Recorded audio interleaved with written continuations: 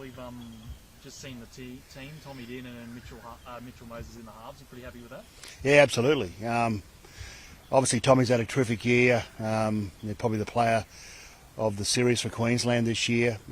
He's taken over the leadership role up the Cowboys along with Ruben, and really pleased we can give him an opportunity. And Mitch has been sensational, but he hasn't played a lot of footy this year. But all the games that he's played, he's been up there with the best players. Got the man of the match in game 2 off such a big break. Coming into Origin, so he's taken control of the footy team, which really happy about. Like his man management skills is fantastic, and congratulations to him and his wife. Just had a baby yesterday, so he's going through a really happy time at the moment. Just with Tommy as well, it was only 3 years ago when he left the Broncos with probably a bit of unfair expectation put on him early. Got to the Cowboys, Todd Payton said he was a bit gun shy, and now he's the player that he is today. What have you made of his 3-year growth to this stage? Well, I think it's like a growth period for most young people. So coming through the game, they've got to try and find their feet. Tommy had an opportunity early, and you learn from your experiences. So it's a lot of pressure out there, particularly in a position that he plays. So he's found his feet up there. He's found a home.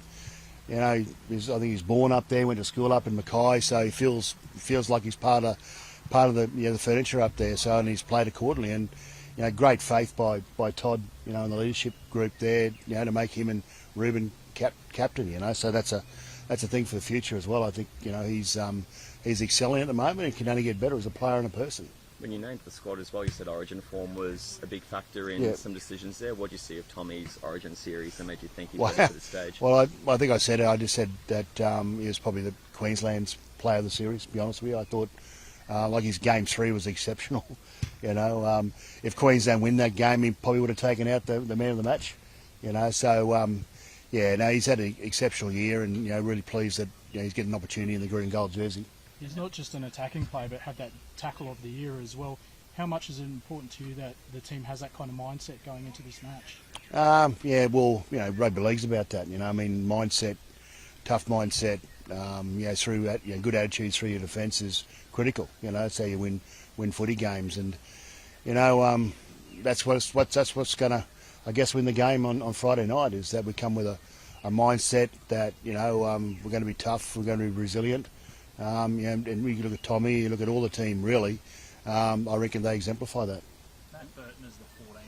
How close was that decision between him and Ben Hunt? It was difficult, there's no doubt. We felt that, probably in hindsight, Tommy hasn't played for a bit. He hasn't played in the centres either, Tommy Turbo. So it's a bit precautionary, I guess, around his shoulder. He's having no problems at the moment, obviously, but we're just making sure that anybody goes down out wide, I think, is really important, and we've got so much versatility in the squad anyway, the run-on squad and the bench, that I think we cover all that. And I just felt that we need an outside back coverage. Another one of the debutants flowing under the radar a bit, Xavier. What do you like about his journey? Because it's kind of been interesting to get to this point with that PNG background. Yeah, he is. We all come from different backgrounds, all different. We're parts of everywhere. So except for First Nations culture, where there's 65 years of wisdom there, that we should grab hold of. So we're all multicultural. We all come from different parts. I use myself as an example, an Australian South Sea Islander. But really proud, as Xavier is very proud of his Australian heritage through his father's side. And he's played 10 Origin games for Queensland. So was brought up on the Gold Coast. So he's passionate about Papua New Guinea. Don't get me wrong, but he wants to play and put the green and gold jersey on. That's something that he's aspired to, all his life. So we're more than happy to have him around. He hasn't been available the last couple of years because of injury. So he deserves to be here, and he's just as proud as his PNG culture as he is with the green and gold culture. And this morning the Tongans said they don't fear Australia anymore. Are you surprised to hear that? Oh, it doesn't worry us. We don't fear them either. So it's a game of footy. So like I just mentioned before, it is a battle. It's international. It's for international status. The last time we played against the Tongans, they beat us. Way back in 2019. So it's and it's been a long time since I think the World Cup 17 we actually played at Suncorp. So we're coming ready.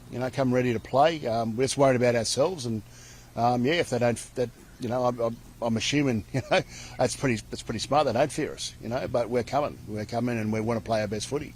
Now the Falcons boys, that's a good opportunity for them today. I mean, what was their role in the training session today? To fill in, and we're very appreciative, of the Falcons and allowing their players to come here, Brad and Chris Flannery as well, for allowing the young fellas to come and train with us. I think they got a great experience out of it. They get some gear, but they did us a favour. I think it's really important we do a bit of a pose as a group. It certainly helps. It's a short preparation for us. This is only our second real training run together, so having those extra numbers on the footy field, posing us, was a real asset for us. So we thank the Sunshine Coast Falcons for their generosity. Former Falcon out there, Harry Grant, he'll be an important cog in the team. Yeah, well, Haz is, he's vice captain. He's been really good, around the camp. He's a great player, great person. Loves putting on the green and gold jersey, and he's one of our great players in our game, and very generous with his time as well. With no Ben on the bench there, so 80 minutes is expected from Harry? Well, he does that for the Storm, so I think we get the best out of Harry when he's allowed to play, long minutes, as long as he possibly can, so we feel that Harry's got 80 minutes, and being vice captain, we don't want to hinder that. And a couple of the Penrith boys are asking for the World Club Challenge to be played on Magic Round. Do you have an opinion on that? Magic Round? Well, I mean, I think anything's up. I think anything's up for, for conversation. So if obviously there's 17 teams in the competition, there's a bye round for someone, and if they believe that that's the time to play a World Club Challenge, that's great. I think it's a great initiative. It's pretty smart. So I mean, I think the game should consider it. With your international footy cap on, is it important to have crossover between the two comps, and maybe it rubs off onto the English game? Important, yeah, absolutely. So Samoa's going over there this year, playing a national series against the English, which is great. They're going to come here next year as well. So it's really important we help foster the game in the Northern Hemisphere. And there's a report the other day, Mal, about your phone call with Ponga, talking about that you're disappointed with his response. Is any truth in that? Don't know. I haven't seen it, to be honest with you. Were you surprised that he wasn't more committed? No, we had a really good conversation, so I was really happy with our conversation. But he hasn't done his dash, he's definitely a big contender. Never has been. No, like I said, we chose the team on merits. Like I said, we considered, we sat around the selection table. There was 6 of us there, and we considered Carlin a specialist fullback. But he has played 14. We know that for Queensland. Where we believe that he's a specialist, and we feel that Dylan Edwards is the best number 1 in the game at the moment. So it's a suggestion that it might have been a punishment for him flopping. Is that not true? Yeah, that's not true. No, we didn't. Honestly, we never come into consideration. It's just hearsay, all that sort of stuff. There was that statement before about Tonga not having any fear, but one of the forms that fear can come in is fatigue. You've got a very mobile forward pack. Do you see that as something you can use to your advantage? Well, I think it's seen as an asset, but Tonga will probably know that. So they'll come with a plan to stifle that as well. So we're prepared for all things, and honestly, at the moment, because of the short preparation, it's just been about us and how we want to play and what our attitudes are going to be like. Just last one, guys, if there is one. Thanks, everyone. No worries. And Mel, if you can